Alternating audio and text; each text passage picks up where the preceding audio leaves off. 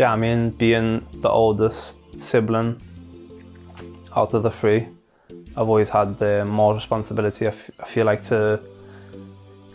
I've said before, like be an example to them too, to show them like what the right way is. I'm not just leading the example by words or like just showing them through my actions and my achievements, hopefully. My cat's just gone crazy, by the way, so I'm looking over there. Like being an Arab, like I said, there's not many role models out there for them to look at. So to be that and to be within their family, to be their oldest brother, to see me doing what I'm doing and what I want to do is obviously that means the world to me, to be an example to them. I feel like my role models change all the time because I think it's what's specific to you at that time and what you're maybe dealing with or what type of path you're taking in your life. So for me, it's changed over the years. Like I said, the reason I've kind of enjoyed doing this, I want to do this because I don't want to just be a footballer. I want it to be more to it. I want people to see more of the human side of you, just being yourself and realising the work that gets put in behind the scenes. And I can do anything I want to do. If I want to, I can play in the Premier League. I can play in the Champions League final. But why not? Why wouldn't you think that? Do you know what I'm saying? We get put in a box nowadays and just, like I said, like some people might be listening to this now and think, shut up, innit? Like, what are you talking about? You'll never do that. But it's like, why not? So I feel like for me, like the sky's the limit. I can achieve whatever I want and it's all down to me. Like nobody can argue with results at the end of the day. So that's why I said to you before, that's how you back up your words. Why put myself in a box? Like the sky's the limit. I can do whatever I want to do. Like,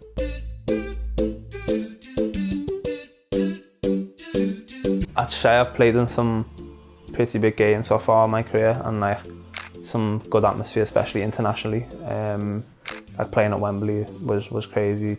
World Cup qualifiers, played away at Iran, like in front of a hostile environment, played at Plymouth away for my first start of the season in League One, like packed out Pride Park, which was really good.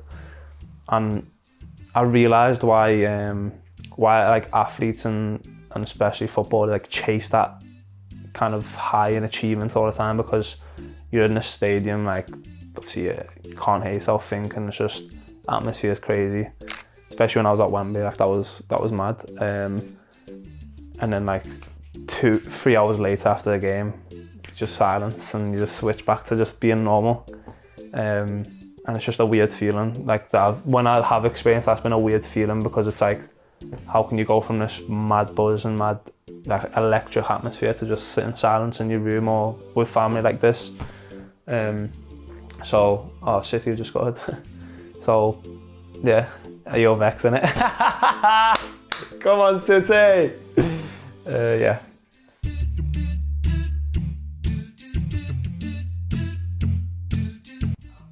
Say like, have you ever cried? Yeah, I mean, I've cried, definitely.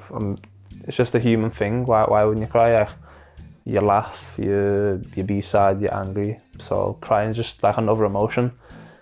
I mean, I say as men, we tend to generally cry less unless it's something really big or like something that's very emotional. Yeah, I mean, it's just normal life stuff, nothing crazy.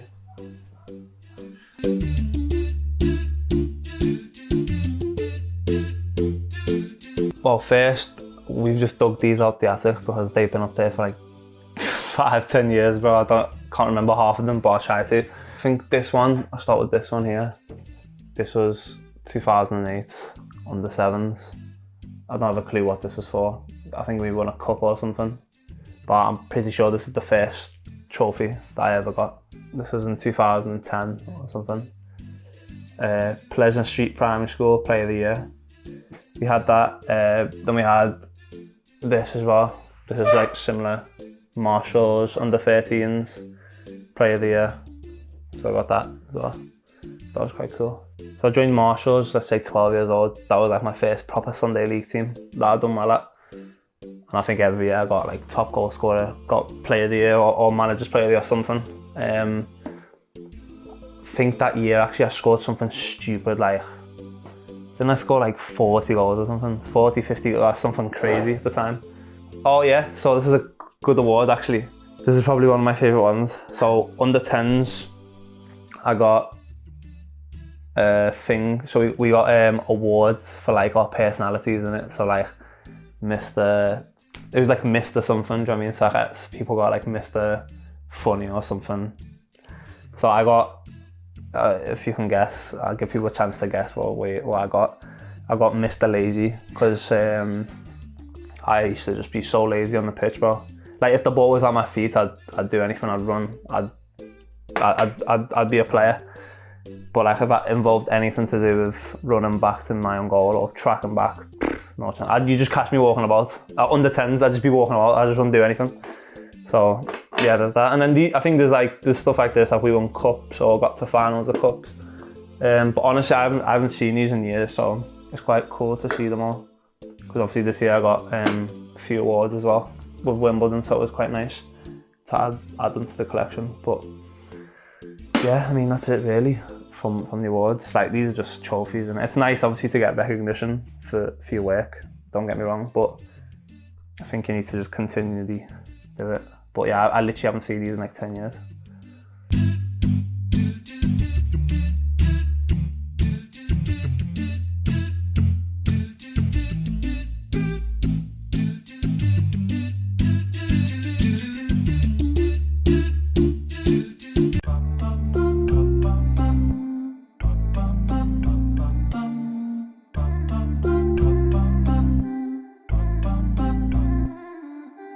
This is Liverpool College, which was my secondary school, and like just walking around now, I've just got loads of nostalgia, you could say. So I only left like 5 years ago, so it wasn't even that long, but just I used to come in and out of here. Like this is where we used to come in and out of school, so yeah, good memories, bad memories.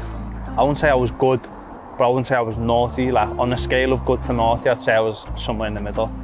Like I had my moments where I got in trouble and that, but I was always a good kid. Like I was always made sure I kept up my grades, especially because coming from a Muslim background, Arab background, like having the education is obviously a big part of our culture and the sacrifices. I think school is outdated. Like I think now you can, realistically, what do you do in school to get a career, to get a degree, and to go where? So you can do that. Like people can get rich on the computers now on social media. Like you can literally get rich from your phone these days. So no, don't get me wrong. Obviously, I agree with school. It's not, I don't agree with the school system. I'm just saying, just personally, I just wouldn't want to do that and then just have like a normal 9 to 5, and that's not me.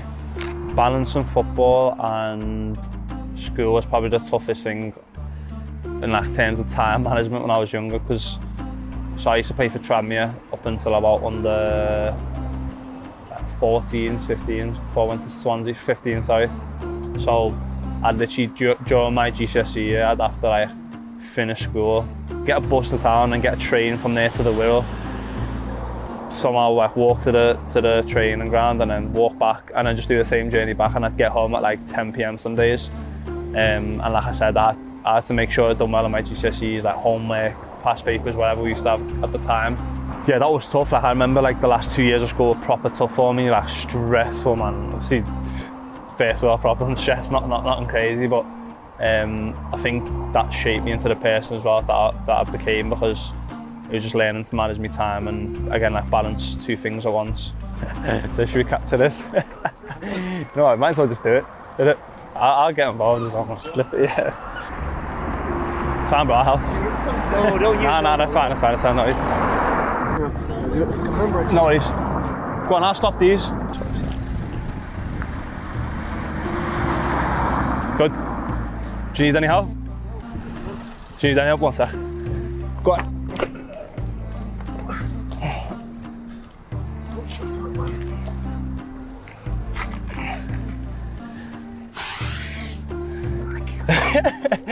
Yo, we got it. Thank you.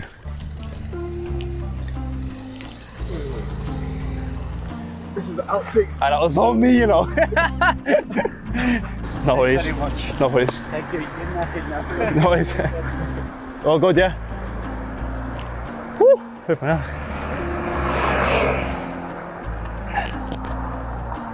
Bro, didn't expect to be doing that. Bro, my shoulders are aching as well. What do you mean, bro? He's on me? Yeah, it's true. See these crazy. Oh, just, just puffed up there. It's all right. If I can remember correctly, probably my last year in school is when I started becoming a bit more self-aware of like my roots, my background, from like you say, a bit of identity and where I've come from. So I think I experienced definitely a lot of racism in school. At the time from other students, like calling me like or whatever it would be at the time. Like I experienced that a lot, and that generalisation of any Muslim or any person of colour, like in Liverpool, that's a common thing. You just get called, and I got a few of that in school. To be fair, it's in a weird way because you just want to fit in. You like see it as a joke and maybe just like pass it off as banter and that when it's not. That's how I dealt with it at the time, and I wish I was a bit stronger enough to be able to be like, nah, that's wrong. Do you know what I mean? I'm not standing for that. And don't get me wrong, I got in a few fights because of it, like for people being racist. And at that time, that's the best way you could stand up for yourself, is getting in a physical altercation with someone. But yeah, I mean, obviously now if someone was to be racist, me being self-aware, more conscious of what I'm dealing with, I wouldn't react in that manner. I'd probably I feel sorry for them, do you know what I'm saying, if you're racist to someone. So yeah, that's how I dealt with it in school. And like I said, probably that last year in school is when I started gauging that kind of identity of who I want to be. And I feel like that's why I cut a lot of people out of my life from school, because I felt like to get rid of that chapter and go into the new one, I had to just cut off a lot of people. People ask me like, do you have any childhood friends or like school friends and that, and I don't really have any, no.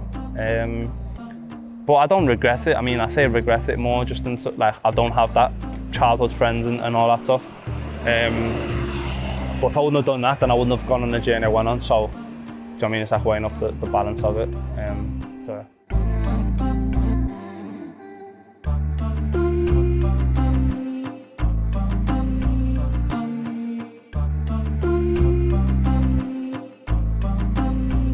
بسم الله الرحمن الرحيم اللهم صل على محمد وآل محمد.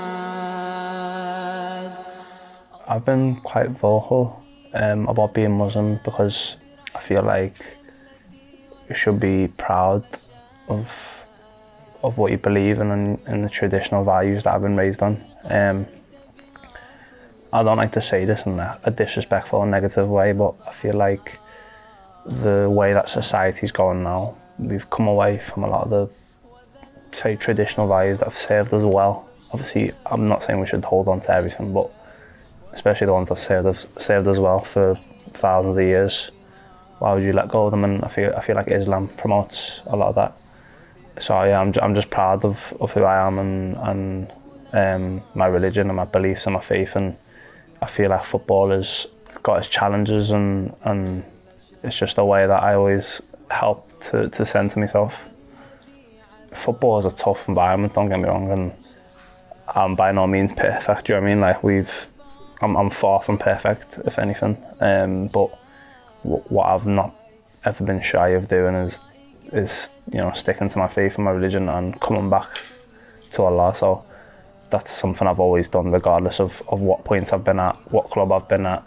Again, like I keep repeating, nobody's perfect. I'm not sitting here saying I'm a saint and that I don't do any harm or that I've not sinned or anything like that, because I think we all have. But like I said, what I pride myself on is, regardless of where I am in my life or where I've got to or what challenges I'm facing, I always come back to Allah and ask for guidance and forgiveness. And especially being in football, it's a tough environment. You know, you're around a lot of distractions, a lot of temptations. So yeah, just learning to detach from that and remembering what's important, definitely. So I feel like the traditional values that I talk about, where we in Islam, the culture that I've grew up in, is the things that are so basic, like loyalty, respect for elders, charity, giving to other people. Those then in turn help me with football. I'm saying these are traditional values that I've been raised on and that my religion promotes. And just like I said, we were just literally talking off camera now, just saying just how peaceful you feel when you walk into a mosque or when you're around Muslim people as a community and stuff. So I think that's a big part of being Muslim. Allahumma اغفر لي الذنوب التي تحبس الدعاء. I feel like my journey and where I've come from and the challenges that I've faced kind of like growing up, being a Muslim and being from Toxteth and being from Liverpool, like kids can relate to that a lot more. Muslims maybe don't like to be as open about things as such because maybe of what social media will say, or maybe issues or challenges that they face, like growing up, like maybe facing a bit of racism. You know, I've had people on social media sometimes be racist, or like just in real, you know, face-to-face altercations with people being racist and stuff like that. So when kids need a role model, I want to be that person who's relatable, who's had, like I said to you, similar upbringings, who's, I showed you before, played in the same places that you played in, had the same environment that they've had the same upbringing and they've had. And I've still got a long way to go with that, don't get me wrong, but that's what you're striving to achieve all the time, is being that pillar and that model for people to go to. And I think the off-season now at the time, like, where I really try and hone in on that, because obviously I'm injured, so I try and hone in that as much as possible. So when I'm devout, when I'm like closer to Allah, when I'm praying, when I'm doing all I can every day to be as close to Allah as possible, I feel like that's when my life's at its best, and that's when I'm most successful. I had this season, I had my most successful month in Ramadan. I won player of the month. I got a few goals, a few assists that month, and the role that it plays is just, it's kind of a feeling that I don't think I can describe to people who aren't Muslim, because there's times where I pray before a game, and when I'm on a prayer mat and you're just speaking to Allah, and you feel like, you know, like, kind of like if Allah is with me, just there's nobody on this pitch that can touch me, nobody can harm me, nobody can have the same confidence that I have right now. So I don't know how to describe that to people, because I feel like you really need to be connected with your higher power or God or whatever it is that you believe in. To me, that happens to be Allah subhanahu wa ta'ala. So when I pray before a game or when I make dua, that's just the feeling that I get, and I'm like, just know, like, I feel unbreakable on the football pitch. And not just on the football pitch, don't get me wrong, you know, other areas of my life, like when I'm in a stressful situation or dealing with challenges off the pitch or whatever, that's the feeling that I get from having a connection, a relationship with Allah. La ilaha illa ant, subhanaka wa bihamdik.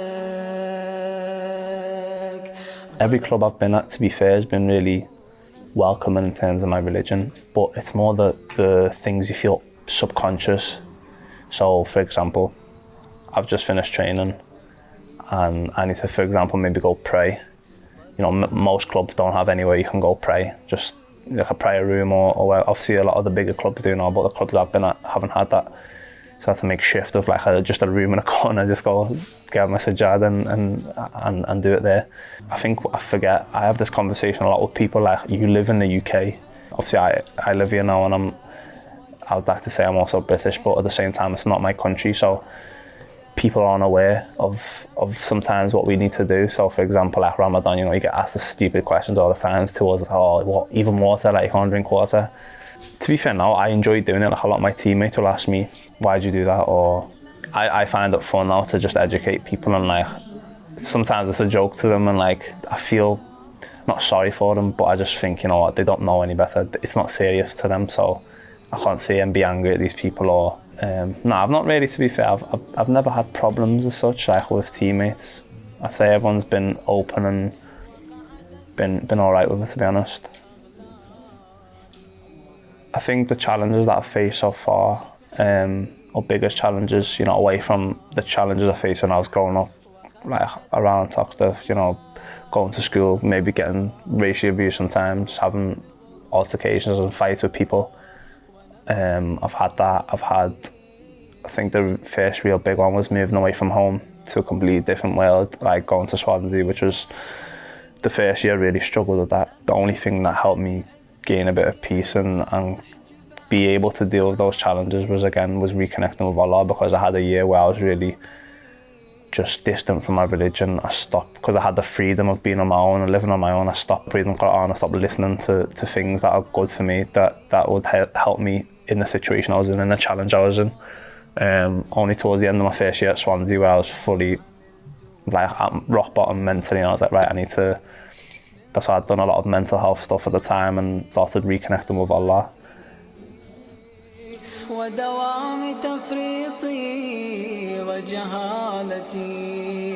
You know, just everyone has life challenges, like family challenges, like just challenges with my mum and dad as you get older. I feel like everyone deals with those types of challenges, and with Islam, like we have a duty in the Quran to respect your elders and respect your mum and dad, which is then you're trying to balance that though with growing up and having your own viewpoints and your own opinions and your own kind of morals and values that you live by. So you're challenging your parents. And a big thing that helped me in my first year when I went to Swansea, I had said, which was kind of like a revelation year for me, if you say, like I had like an epiphany of learning about devotion to Allah and just reconnecting with Allah properly. And a big part of that was like being more spiritual and reflection, journaling, meditation.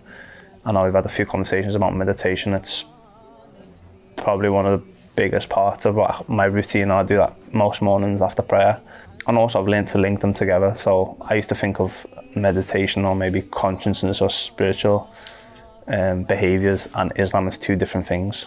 But when I moved away and dived into it a bit further, like personally like looked into it, I like reading or read a lot more about it.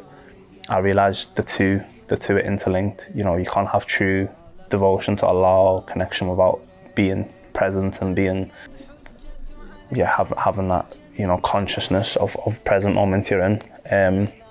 So that's what I just got into before, was about just being yourself. Now I'm learning to just be myself. Like this will go up on social media and people have their opinions, and as long as I'm not saying anything disrespectful or again harmful to anyone, I couldn't care less what people think about me, because I'm being myself and that's how I want to live my life.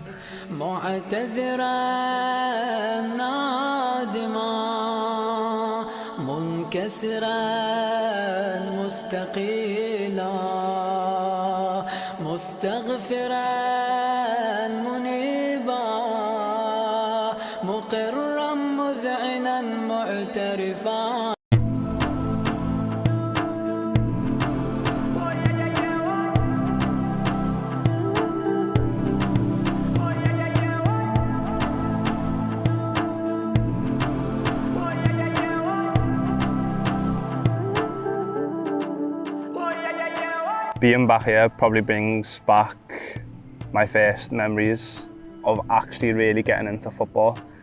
Like I was always a little bit tall, but just skinny, just no real amazing ability. And I just fell in love, like just playing football here. We used to come here every single day after school, weekends, like literally whenever we could come down. I remember just getting bullied some days, and it's challenging like mentally. Like I was always a good kid. I wouldn't say I was ever on the street or ever like that. I mean, obviously everyone makes mistakes when they're younger, but you know, like this place was an escape from all that, if that was a risk. So being here is really big part of where it started for me, and I always come here. I try to come here every time I come home at least and just say hi to everyone. And yeah, like these cages are where like the real footballers are made, in my opinion. I don't think we have enough of this anymore in this country, definitely.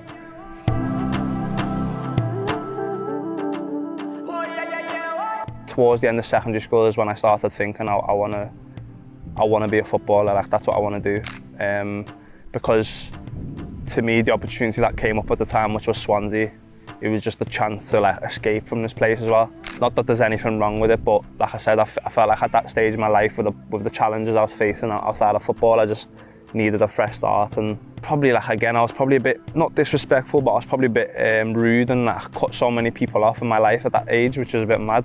But I honestly just felt like I needed a fresh start. And towards, I'd say, end of secondary school, like 14, 15, 16, I really thought, yeah, like this is what I want to do. I've got a talent here, I've got the drive, I've got the determination. And like I said, I always knew I was just different in some sense. I don't know in what sense that is, but I still believe that to this day, and I just feel like I've got something that not many people have. I can't quite put my finger on it, but I just always felt that.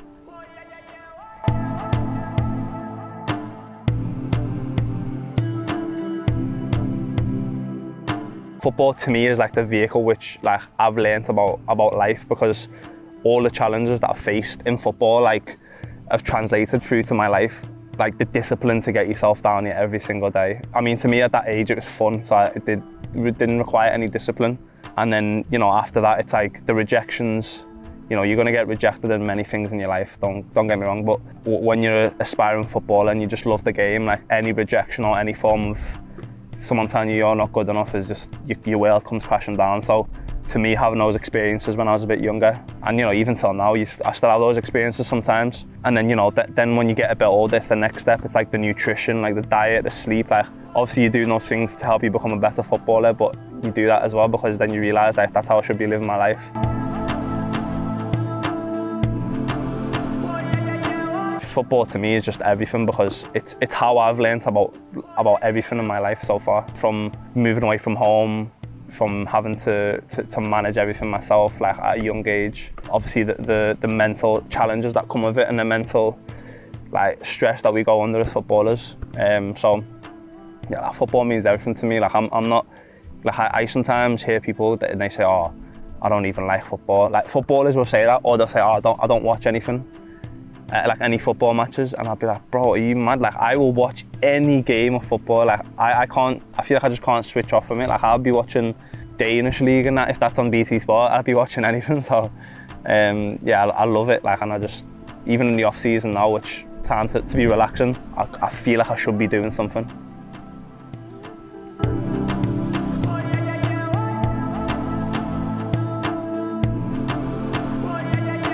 You know what, I'd say my footballing idol growing up was Steven Gerrard, and like, you look how you smile behind the camera. Little man. No, honestly, like, there's just something about like with Steven Gerrard, like the goals he used to score, and like growing up, obviously seeing all those goals, and even just how when you're shooting and that, obviously everyone used to pretend it was the Stevie G just shooting from anywhere on the pitch, just letting it off. When I've moved away from home now, when I've delved into different, like maybe cities and different cultures, I've realised how passionate the people of the city are about football, because I feel like we don't have that in other cities. Sometimes, I'm not saying all cities, but it is that thing, like people from Liverpool just think and believe we're different from everyone. So whenever I'm in a team situation or environment, again, like I don't know whether that's been ingrained in me from that, where I've always felt different because the people of the city just football crazy. Obviously, we moved here when I was a baby still. Like my mum and dad were both immigrants, as such as you could say. So, you know, I wasn't born here. I wasn't born and bred in Liverpool, but that's just the club I fell in love with as I got old enough to be like, this is the club I want to pick. And I think the first real memory I have was my uncle and my dad taking me to the 2005 obviously parade when they came back from the Champions League.